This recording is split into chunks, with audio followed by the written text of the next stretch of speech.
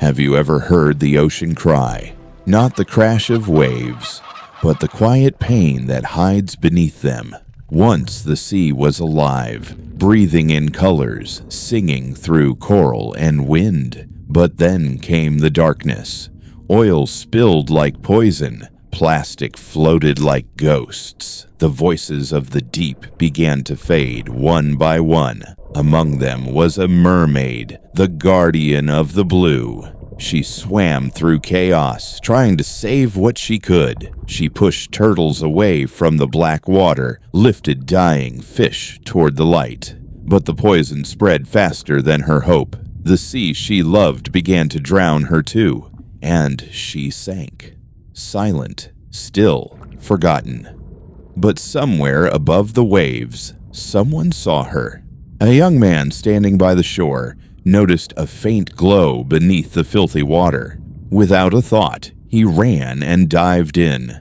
Through darkness and oil, he reached her, half human, half miracle, and carried her out of the dying sea.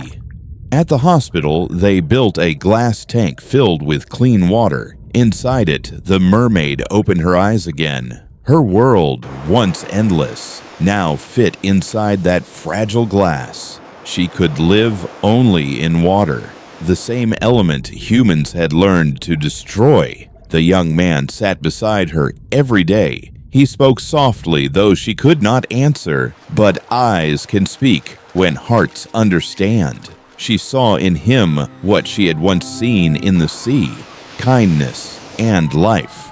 Days turned into weeks, and when she grew strong enough to swim again, he knew what he had to do.